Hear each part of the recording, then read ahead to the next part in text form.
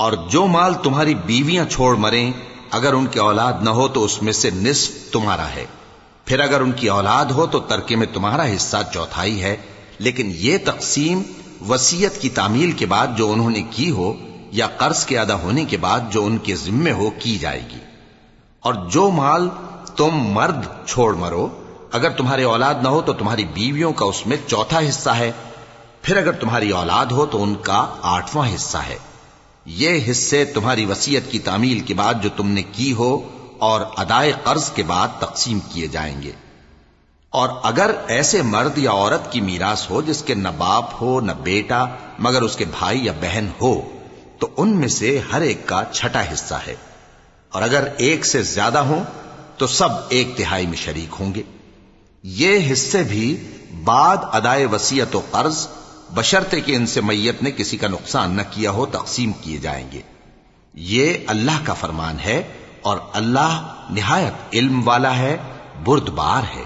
یہ تمام احکام اللہ کی حدیں ہیں، اور جو شخص اللہ اور اس کے پیغمبر کی فرما برداری کرے گا اللہ اس کو بہشتوں میں داخل کرے گا جن میں نہریں بہ رہی ہیں، وہ ان میں ہمیشہ رہیں گے، اور یہ بڑی کامیابی ہے۔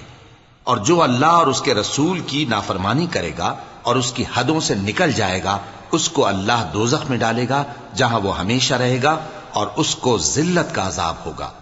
مسلمانوں، تمہاری عورتوں میں جو بدکاری کا ارتکاب کر بیٹھیں ان پر اپنے لوگوں میں سے 4 شخصوں کی شہادت لو۔ اگر وہ ان کی بدکاری کی گواہی دیں تو ان عورتوں کو گھروں میں بند رکھو یہاں تک کہ موت ان کا کام تمام کر دے، یا اللہ ان کے لیے کوئی اور سبیل پیدا کرے۔ اور جو 2 مرد تم میں سے بدکاری کریں تو ان کو ایذا دو، پھر اگر وہ توبہ کر لیں اور نیکوکار ہو جائیں تو ان کا پیچھا چھوڑ دو۔ بے شک اللہ توبہ قبول کرنے والا ہے، مہربان ہے۔ اللہ انہی لوگوں کی توبہ قبول فرماتا ہے جو نادانی سے بری حرکت کر بیٹھتے ہیں پھر جلد توبہ کر لیتی ہیں، بس ایسے لوگوں پر اللہ توجہ کرتا ہے اور وہ سب کچھ جاننے والا ہے، حکمت والا ہے۔ اور ایسے لوگوں کی توبہ قبول نہیں ہوتی جو ساری عمر برے کام کرتے رہیں یہاں تک کہ جب ان میں سے کسی کی موت آ موجود ہو تو اس وقت کہنے لگے کہ اب میں توبہ کرتا ہوں۔ اور نہ ان کی توبہ قبول ہوتی ہے جو کفر کی حالت میں مریں۔ ایسے لوگوں کے لیے ہم نے دردناک عذاب تیار کر رکھا ہے۔ مومنوں، تم کو جائز نہیں کہ زبردستی عورتوں کے وارث بن جاؤ، اور دیکھنا اس نیت سے کہ جو کچھ تم نے ان کو دیا ہے اس میں سے کچھ لے لو، انہیں گھروں میں مت روک رکھنا۔ ہاں، اگر وہ کھلے طور پر بدکاری کی مرتکب ہوں تو اور بات ہے، اور ان کے ساتھ اچھی طرح سے رہو سہو۔ پھر اگر وہ تم کو ناپسند ہوں تو عجب نہیں کہ تم کسی چیز کو ناپسند کرو، اور اللہ اس میں بہت سی بھلائی پیدا کر دے۔ اور اگر تم ایک عورت کو چھوڑ کر دوسری عورت کرنی چاہو اور پہلی عورت کو ڈھیر سا مال دے چکے ہو تو اس میں سے کچھ مت لینا، بھلا تم بہتان لگا کر اور کھلا گناہ کر کے اپنا مال اس سے واپس لوگے؟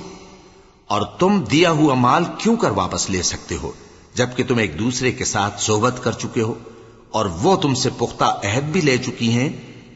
اور جن عورتوں سے تمہارے باپ دادا نے نکاح کیا ہو ان سے نکاح نہ کرنا مگر جاہلیت میں جو ہو چکا سو ہو چکا۔